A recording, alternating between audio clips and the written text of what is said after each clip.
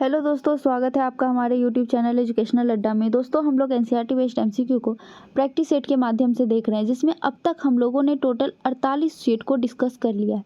आज की सेट में हम लोग सेट नंबर 49 को डिस्कस करेंगे। अगर आपने हमारी पहले की वीडियोज़ को नहीं देखा है तो उसे देख लीजिएगा। चैनल पर नए हैं, सब्सक्राइब कर बेल आइकन को प्रेस कीजिए ताकि हमारी आने वाली सारी महत्वपूर्ण वीडियोज़ आप तक सबसे पहले पहुँच सके। और दोस्तों, वीडियो अच्छी लगे तो लाइक कीजिएगा, अपने दोस्तों में शेयर कीजिएगा। चैनल पर नए हैं तो सब्सक्राइब जरूर कर लीजिएगा। चलिए स्टार्ट करते हैं आज के सेशन को। आज के सेट का पहला प्रश्न है, ब्लू वाटर पॉलिसी अथवा शांत जल की नीति किस पुर्तगाली गवर्नर ने अपनाया था। दोस्तों, ब्लू वाटर पॉलिसी अथवा शांत जल की नीति पुर्तगाली गवर्नर, जो कि पहले पुर्तगाली गवर्नर थे, फ्रांसीसी डी अल्मोडा ने इसको अपनाया था। तो इसका सही आंसर ऑप्शन नंबर ए हो जाएगा। दोस्तों, फ्रांसीसी डी अल्मोडा आया कब था भारत? तो यह 1505 ईस्वी में पुर्तगाल का प्रथम गवर्नर बनकर आया था। ब्लू वाटर पॉलिसी अपनाने का इसका क्या उद्देश्य था दोस्तों? तो इसका उद्देश्य था कि हिंद महासागर और अरब सागर में अपना व्यापारिक एकाधिकार स्थापित करना।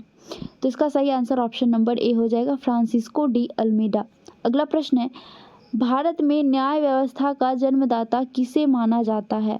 तो दोस्तों, भारत में न्याय व्यवस्था का जन्मदाता वॉरेन हेस्टिंग्स को माना जाता है। किसे?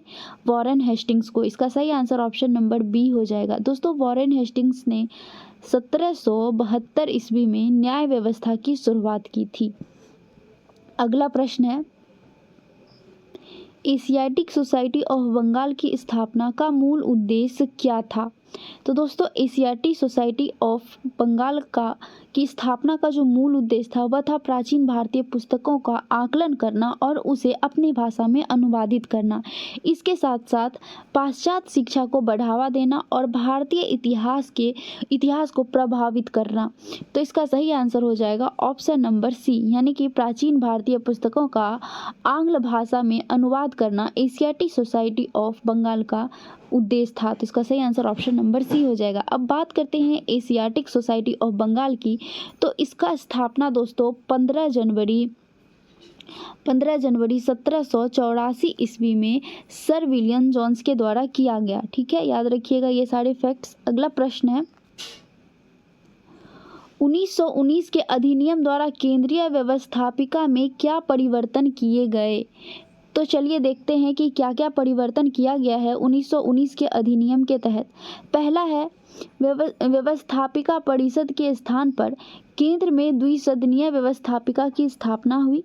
तो ये बिल्कुल सही है, व्यवस्थापिका परिषद की जगह द्विसदनीय व्यवस्थापिका की स्थापना हुई 1919, यानी कि जो केंद्र में है वहाँ पे और राज्य में यानी प्रांतों में जो है वो शासन व्यवस्था लागू किया, यानी दो सदनीय व्यवस्था को लागू किया गया। दूसरा है, केंद्र की व्यवस्थापिका में दो सदन असेंबली और काउंसिल ऑफ स्टेट की स्थापना हुई।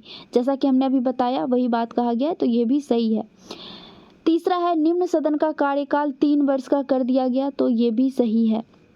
इसका सही आंसर क्या हो जाएगा? तो इसका सही आंसर हो जाएगा ऑप्शन नंबर डी, यानी उपयुक्त सभी जो है सभी कथन सही है। अगला प्रश्न है, जर्मनी ने वर्साई की संधि का उल्लंघन कब किया? तो पहले हम लोग जान लेते हैं कि जर्मनी ने वर्साई की संधि पर हस्ताक्षर कब किया। तो जब प्रथम विश्व युद्ध समाप्त हुआ था उसमें जर्मनी की हार हुई, जिसकी वजह से जर्मनी ने 28 जून 1919 ईस्वी को वर्साई की संधि पर हस्ताक्षर किया। लेकिन हिटलर ने 1936 ईस्वी कब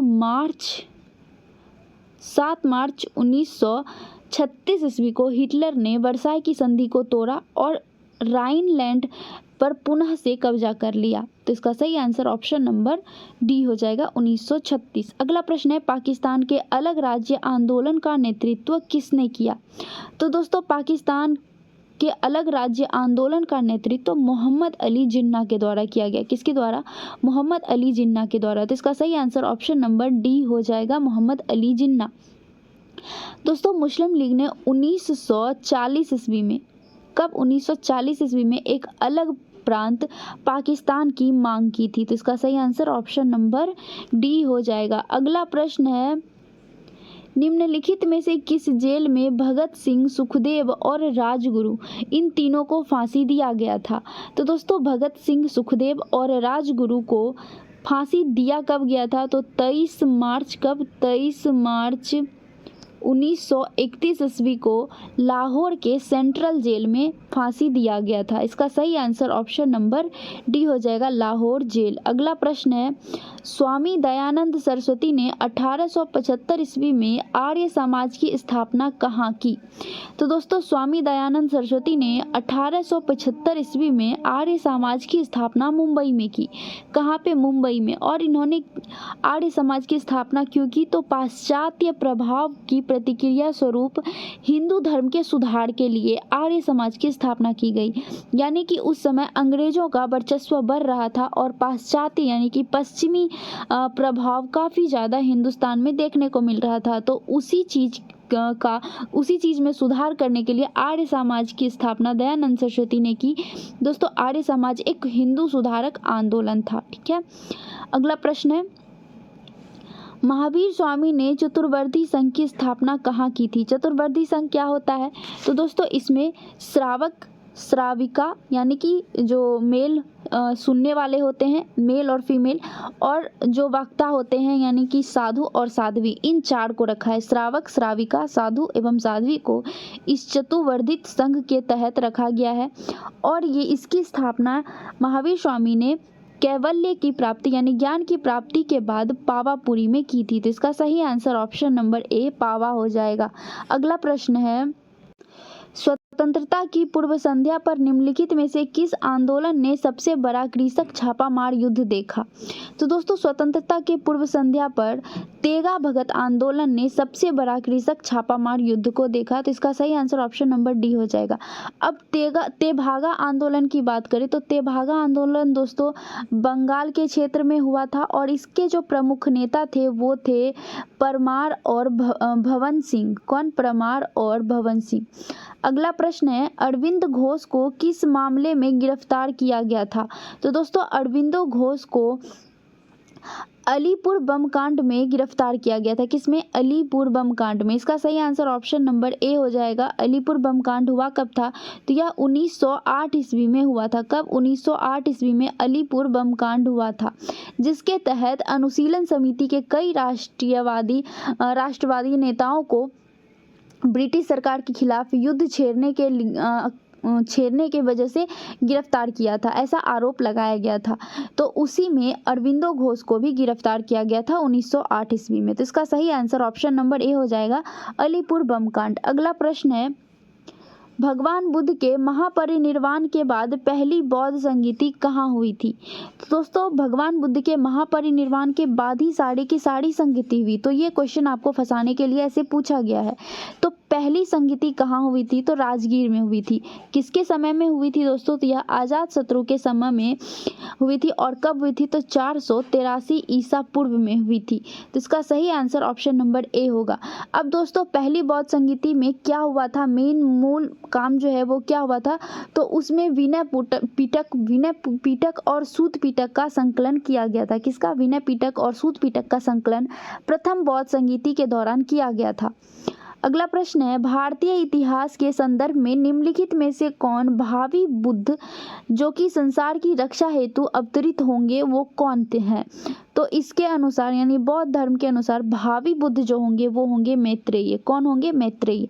तो इसका सही आंसर ऑप्शन नंबर सी हो जाएगा, मैत्रेय। अगला प्रश्न है, कुशल स्थानीय स्वशासन के लिए प्रसिद्ध राजवंश कौन था? तो दोस्तों कुशल स्थानीय स्वशासन, सबसे पहली बार जो स्थानीय स्वशासन की बात जो प्रमाण मिलता है वो चोल वंश के समय में मिलता है। तो इसका सही आंसर ऑप्शन नंबर बी हो जाएगा। चोल साम्राज्य जो था दोस्तों वो एक और चीज़ के लिए प्रसिद्ध था। वो क्या था? तो वो था नौसेना में कुशलता। उनकी जो नौसेना थी वो बहुत ही मजबूत थी। चोल साम्राज्य का राजधानी कहाँ पे था दोस्तों? तो चोल साम्राज्य की राजधानी उरैयूर था। जिसका सही answer option number B Chola हो जाएगा। अगला प्रश्न है, सूची 1 को सूची 2 से सुमेलित करना है। एक तरफ मुगल शासक दिया हुआ है और दूसरी तरफ संबंधित मकबरा दिया हुआ है। तो देखते हैं, पहला है हुमायूं। हुमायूं का मकबरा कहाँ स्थित है दोस्तों? तो हुमायूं का मकबरा दिल्ली में ही स्थित है।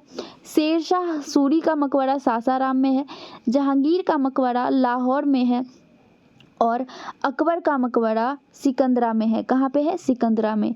तो इसका सही आंसर जो हो जाएगा वो हो जाएगा 1, 3, 2 और 4, जो कि ऑप्शन नंबर सी में है। तो इसका सही आंसर ऑप्शन नंबर सी हो जाएगा। अगला प्रश्न है, किस मध्यकालीन शासक ने रुपया का प्रचलन करवाया था?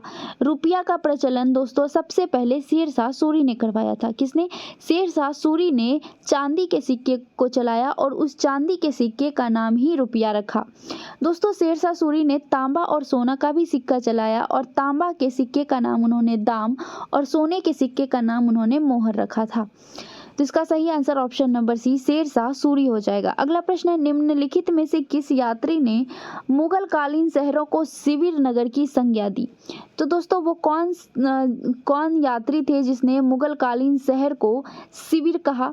तो दोस्तों वो थे वर्नियर। कौन? वर्नियर, जो कि शाहजहां के शासनकाल में भारत आए थे।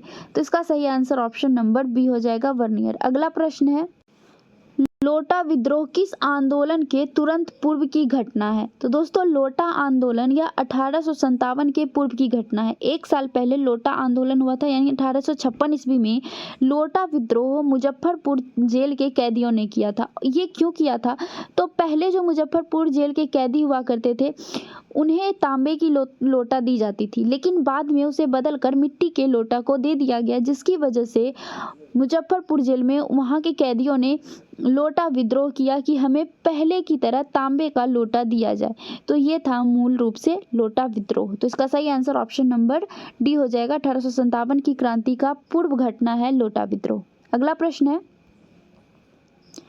दिल्ली के बादशाह को लाल किला खाली करने और कुतुब मीनार पर जाकर रहने की आज्ञा देने वाले गवर्नर जनरल और संबंधित बादशाह के जोड़ों का चयन करें। यानी पूछ रहा है कि कौन से गवर्नर ने लाल किला खाली करने के कुतुब मीनार जाकर रहने की आज्ञा दी थी, वो बादशाह कौन था?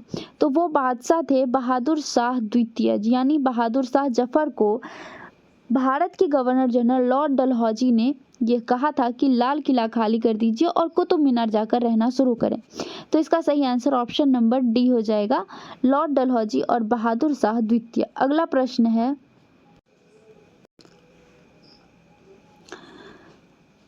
है, आर एन मल्होत्रा कमेटी संबंधित है। तो दोस्तों आर एन मल्होत्रा कमेटी बीमा क्षेत्र से संबंधित है। किससे? बीमा क्षेत्र से संबंधित है।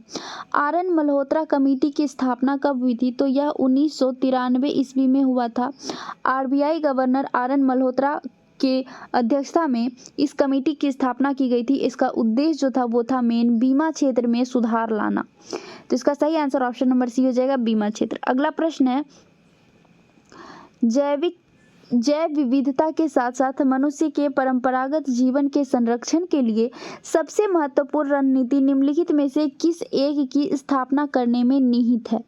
तो इसका सही आंसर हो जाएगा ऑप्शन नंबर बी, जीवाश्म मंडल नीचे यानी रिजर्व। जीवाश्म मंडल रिजर्व की स्थापना करना जो है वो मनुष्य के परंपरागत जीवन के संरक्षण के लिए सबसे महत्वपूर्ण रणनीति होगी। अगला प्रश्न है,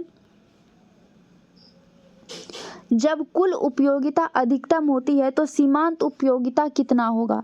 तो दोस्तों जब कुल उपयोगिता अधिकतम होगी तब सीमांत उपयोगिता शून्य हो जाएगा। कितना? शून्य। तो इसका सही आंसर ऑप्शन नंबर सी हो जाएगा। अगला प्रश्न है, कौन सा रीट किसी अवैध व्यक्ति से सरकारी पद को बचाने के लिए जारी किया जाता है? यानी कि कोई गैर व्यक्ति जो कि उस पद पर नहीं है फिर भी उस पद पर अपना काम करता है, तो ऐसे व्यक्ति से सरकारी पद को बचाने के लिए जो रीट जारी किया जाता है वो किया जाता है अधिकार परीक्षा। तो इसका सही आंसर ऑप्शन नंबर डी हो जाएगा, अधिकार परीक्षा। दोस्तों रीट जारी कौन करता है? तो यह हाई कोर्ट या फिर सुप्रीम कोर्ट के द्वारा जारी किया जा सकता है। किसके द्वारा? हाई कोर्ट और सुप्रीम कोर्ट दोनों के द्वारा जारी किया जा सकता है। लेकिन सुप्रीम कोर्ट जो रीट जारी करता है वो आर्टिकल 32 के तहत जारी करता है, जबकि हाई कोर्ट जो रीट जारी करता है वो आर्टिकल नंबर 226 के तहत जारी करता है। ठीक है, टोटल 5 प्रकार की रीट होती है दोस्तों। तो उसी में से एक है अधिकार परीक्षा। अब बात करें उत्प्रेषण, तो उत्प्रेषण के तहत क्या किया जाता है, तो इसमें जो कार्यवाही कर ली जाती है अपने से निचली कोर्ट में, जब कार्यवाही कर ली जाती है और उस फैसले में गलत फैसला को दे दिया जाता है, तो उस फैसले को बदलने के लिए उस आधिकारिक तौर पर उसे आदेश दिया जाता है, तो वही होता है उत्प्रेक्षण। प्रतिषेध क्या होता है, तो दोस्तों प्रतिषेध चल रहे कार्रवाई को रोकता है, यानी कि जब सीनियर कोर्ट जूनियर कोर्ट में चल रहा कार्रवाई को रोकता है तो वो प्रतिषेध रीट के द्वारा ही रोकता है। अब परमादेश की बात करें तो परमादेश में क्या होता है दोस्तों, तो इसमें सुप्रीम कोर्ट या फिर हाई कोर्ट के द्वारा जारी किया जाता है और यह बंदी को उसके सम्मुख प्रस्तुत करने के लिए कहा जाता है। तो इसका सही आंसर ऑप्शन नंबर डी हो जाएगा, जिसमें सरकारी पद को बचाने के लिए रीट जारी किया गया है। अगला प्रश्न है, निम्नलिखित में से किसकी सलाह पर प्रायः राज्य में राष्ट्रपति शासन लागू किया जाता है। जब किसी राज्य में राष्ट्रपति शासन लागू करना होता है तो वो किसकी सलाह पर किया जाता है, ये पूछ रहा है। तो दोस्तों वो होते हैं गवर्नर, यानी कि राज्यपाल के सलाह पर राष्ट्रपति शासन लागू किया जाता है। तो इसका सही आंसर ऑप्शन नंबर बी हो जाएगा। अगला प्रश्न है, वर्तमान समय में 9वीं अनुसूची में कुल कितने अधिनियम होते हैं। कुल कितने अधिनियम है दोस्तों, तो 9वीं अनुसूची में टोटल 284 अधिनियम है। कितना, 284। तो इसका सही आंसर ऑप्शन नंबर डी हो जाएगा। अगला प्रश्न है, संविधान के किस अनुच्छेद के तहत संसद वर्तमान राज्यों के क्षेत्रों, सीमाओं और नामों में परिवर्तन कर सकता है।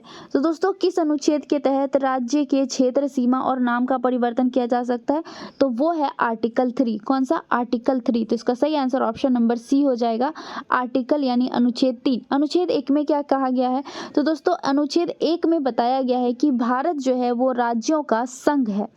अनुच्छेद 2 की बात करें तो दोस्तों अनुच्छेद 2 में कहा गया है कि अनुच्छेद 2 के तहत भारत नए राज्य की स्थापना कर सकता है या फिर किसी नए राज्य का प्रवेश करवा सकता है, जैसे कि आप लोग को पता होगा सिक्किम का प्रवेश करवाया गया था। तो ये आर्टिकल 2 के अंतर्गत कहा गया है। आर्टिकल 13 की बात करें तो दोस्तों आर्टिकल 13 में मौलिक अधिकार से जुड़ी जानकारियां दी गई हैं। तो इसका सही आंसर जो हो जाएगा वो हो जाएगा ऑप्शन नंबर सी, यानी आर्टिकल 3। अगला प्रश्न है, संविधान में पंचायतों के विघटन के प्रावधान से संबंधित सत्य कथन की पहचान कीजिए। तो दोस्तों पंचायत के विघटन की बात पूछ रहा है, तो इसका सही आंसर ऑप्शन नंबर बी हो जाएगा, विघटन का उल्लेख नहीं किया गया है। अगला प्रश्न है, अनुच्छेद 1 राज्य के परिसंघ के बजाय राज्य का संघ वर्णित करता है क्योंकि। तो दोस्तों यह क्यों राज्यों का संघ वर्णित करता है अनुच्छेद 1, तो यह इसलिए करता है क्योंकि भारतीय संघ राज्यों के समझौते का परिणाम नहीं है। तो इसका सही आंसर ऑप्शन नंबर सी हो जाएगा, भारतीय संघ राज्यों के समझौते का परिणाम नहीं है। अगला प्रश्न है, मालवा का पठार किस राज्य का हिस्सा नहीं है। तो दोस्तों मालवा का पठार मेनली 3 राज्यों में फैला हुआ है। कौन कौन सा, तो सबसे ज़्यादा जो मालवा का पठार फैला है वो है मध्य प्रदेश में, फिर राजस्थान और गुजरात में है। तो इसमें कौन सा बच गया, तो वो हो गया महाराष्ट्र। महाराष्ट्र में मालवा का पठार नहीं है, तो इसका सही आंसर ऑप्शन नंबर सी हो जाएगा। अगला प्रश्न है, भारत का कौन सा राज्य जैविक खाद्य उत्पादों का सर्वाधिक उत्पादन करता है। तो दोस्तों भारत का वो कौन सा राज्य है जो जैविक खेती उत्पादन का सर्वाधिक उत्पादन करता है, तो वो है मध्य प्रदेश। कौन है, मध्य प्रदेश।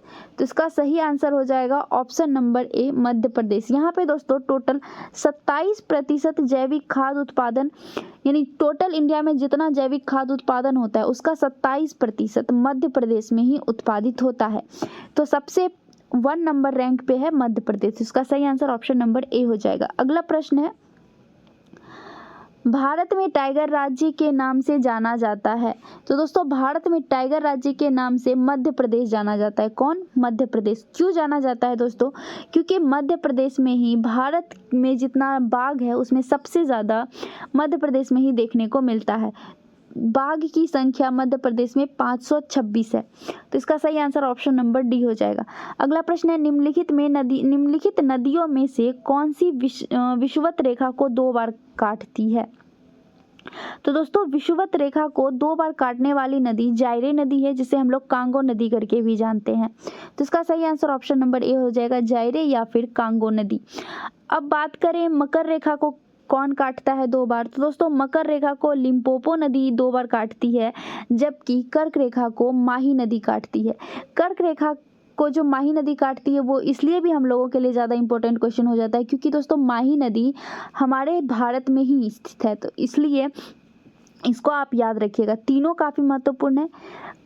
कर्क रेखा को माही नदी, विषुवत रेखा को जायरे या फिर कांगो नदी, मकर रेखा को लिम्पोपो नदी। ठीक है, आप ऐसे याद रखिएगा। अगला प्रश्न है,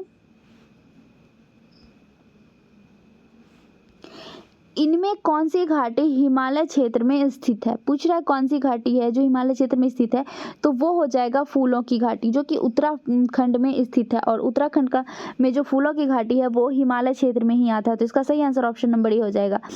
अब बात करें अरकू घाटी, तो दोस्तों अरकू घाटी या आंध्र प्रदेश के विशाखापट्टनम जिले में है। कंबम घाटी, दोस्तों कंबम घाटी तमिलनाडु क्षेत्र में है, तमिलनाडु के थेनी नामक जिले में है, जबकि शांत घाटी या केरल में स्थित है। तो इसका सही आंसर ऑप्शन नंबर सी हो जाएगा। अगला प्रश्न है, इनमें से पहाड़ियों का उत्तर से दक्षिण सही क्रम है, यानी उत्तर से दक्षिण की तरफ सही क्रम में कौन कौन सी पहाड़ी है। तो सबसे पहले सबसे ऊपर में यानी उत्तर की तरफ जो सबसे पहाड़ है वो है अरावली। उसके बाद जो आता है वो आता है दोस्तों गिरनार।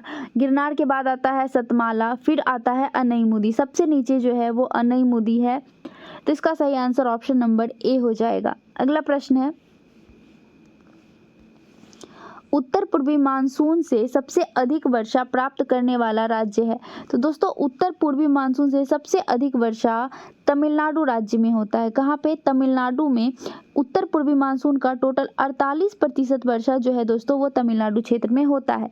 जबकि अगर हम दक्षिण पश्चिम की बात करें तो दक्षिण पश्चिम की जो सबसे ज़्यादा वर्षा होती है वो केरल में होती है, वो केरल से ही घुसती ही है। तो इसका सही आंसर ऑप्शन नंबर सी हो जाएगा। अगला प्रश्न है, बेलाडीला खान किस लिए प्रसिद्ध है। तो दोस्तों बेलाडीला खान जो है यह लौह अयस्क के लिए प्रसिद्ध है। इसका सही आंसर ऑप्शन नंबर ए हो जाएगा, लौह अयस्क। दोस्तों बेलाडीला खान है कहाँ, तो यह छत्तीसगढ़ के दंतेवाड़ा जिला में स्थित है। अगला प्रश्न है, इनमें कौन सा शहर मेगा सिटी के अंतर्गत नहीं आता। ये मेगा सिटी होता क्या है पहले तो आप ये जान लीजिए। मेगा सिटी ऐसी सिटी है जिसकी आबादी 10 मिलियन से भी ज़्यादा होती है या 10 मिलियन के बराबर होती है। तो इसका सही आंसर ऑप्शन नंबर डी हो जाएगा। चेन्नई जो है यह मेगा सिटी के रूप में मेगा सिटी नहीं है, जबकि दिल्ली, कोलकाता और मुंबई ये मेगा सिटी है। अगला प्रश्न है, शरीर से हृदय की ओर रक्त ले जाने वाली रक्त वाहिका को क्या कहते हैं। दोस्तों जो हमारे शरीर में हृदय की ओर रक्त ले जाता है उसे सीरा कहते हैं। क्या कहते हैं? सीरा। इसका सही आंसर ऑप्शन नंबर बी हो जाएगा। जबकि हृदय की ओर से रक्त शरीर की ओर लाने वाली जो रक्त वाहिका होती है वो धमनी होती है। अगला प्रश्न है, सफ़ेद फेफड़ा रोग किस उद्योग के मजदूरों में अधिक होता है। तो दोस्तों सफ़ेद फेफड़ा रोग रुई उद्योग में काम करने वाले मजदूरों में होता है। तो इसका सही आंसर ऑप्शन नंबर ए हो जाएगा। अगला प्रश्न है, निम्नलिखित में से कौन मानव गुर्दे का सामान्य कार्य नहीं है। मानव गुर्दे का कौन सा सामान्य कार्य नहीं है दोस्तों, तो चलिए देखते हैं। पहला है रक्त में शर्करा की मात्रा का नियंत्रण, यही गलत हो जाएगा। दोस्तों शरीर में जो रक्त की शर्करा का नियंत्रण करता है वो अग्नाशय के द्वारा निकलने वाली इंसुलिन हार्मोन करता है। तो मानव गुर्दा का कार्य ये तो बिल्कुल भी नहीं है, और इसमें कौन सा नहीं है यही पूछ रहा है। तो इसका सही आंसर ऑप्शन नंबर ए हो जाएगा, पहला ही गलत है। बाकी भी देख लेते हैं। यूरिया को छान कर बाहर करना, तो ये बिल्कुल सही है। हार्मोन का स्राव भी करता है मानव गुर्दा, जिसे हम लोग वृक्क या किडनी कहते हैं। रक्त में जल की मात्रा का नियंत्रण करता है। ये तीनों काम जो है वो मानव गुर्दे का काम है। तो इसका सही आंसर ऑप्शन नंबर ए हो जाएगा, क्योंकि गलत पूछ रहा था। अगला प्रश्न है, वृक्क रोग किस प्रदूषण के कारण मानवों में होता है। यानी कि किडनी का जो रोग है वो किस वजह से होता है। तो दोस्तों यह कैडमियम की अधिकता की वजह से होता है। इसका सही आंसर ऑप्शन नंबर डी हो जाएगा। कैडमियम की वजह से जो वृक्क रोग होता है उस रोग का नाम क्या है, तो वो है कैडमियम नेफ्रोपैथी। क्या है? Cadmium nephropathy. अगला प्रश्न है न्यूनतम संभव ताप कितना हो सकता है। तो दोस्तों न्यूनतम संभव ताप -273 डिग्री सेल्सियस होता है। कितना? -273 डिग्री सेल्सियस। तो इसका सही आंसर ऑप्शन नंबर डी हो जाएगा। अगला प्रश्न है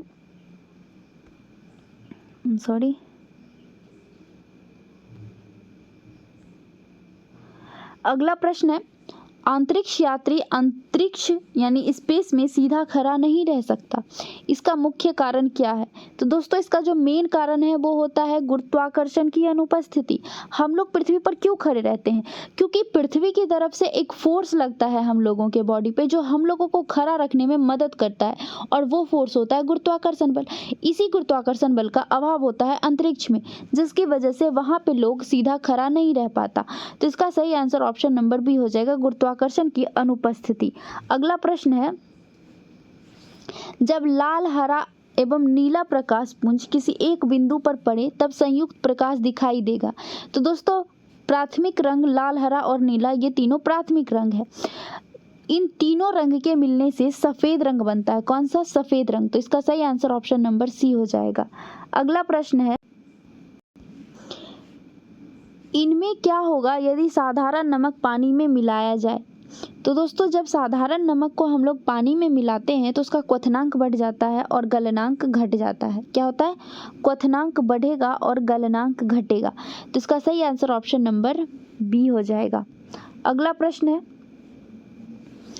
दीर्घ रेडियो तरंग पृथ्वी के वायुमंडल के किस सतह से परिवर्तित होता है। दोस्तों रेडियो तरंग जो है या फिर कोई भी तरंगे जो है वो आयन मंडल से परिवर्तित होता है, जिससे कि आप लोग देखते होंगे कि दूर संचार में काम में आता है, वो होता है आयन मंडल। वातावरण जो है दोस्तों वो क्षोभ मंडल तक ही सीमित होता है, जबकि समताप मंडल को एक समान तापमान रहने वाला मंडल कहते हैं, समतापी कहते हैं, जिसमें हवाई जहाज उड़ता है और हवाई जहाज को उड़ने में मदद मिलता है।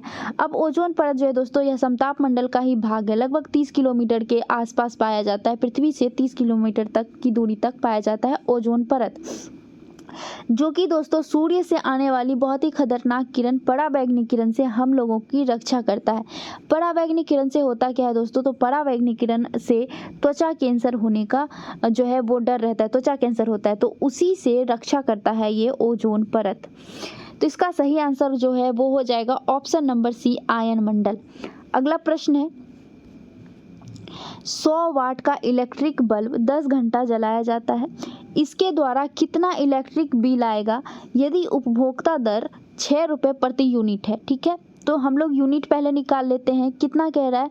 100 वाट का बल्ब है और कितना घंटा जल रहा है? 10 घंटा जल रहा है। इसको हम लोग सीधा सा इसका जो भी है जितना भी घंटा दिया हुआ रहेगा, जितना वाट जितना वोल्ट दिया रहेगा उसको सीधा गुना करेंगे और 1000 से भाग दे देंगे। जब हम इसको कटकुट करेंगे तो कितना आ जाएगा? 1 यूनिट निकल के आ जाएगा। कितना? 1 यूनिट। और पर यूनिट का दाम कितना है? 6 रुपये। तो पर यूनिट जितना यूनिट आया उसमें 6 रुपये से गुना करेंगे, यानी 1 यूनिट आया तो 6 रुपये से गुना करेंगे तो कितना आ जाएगा? 6 रुपये। तो इसका सही आंसर जो है वो हो जाएगा ऑप्शन नंबर ए, 6 रुपया।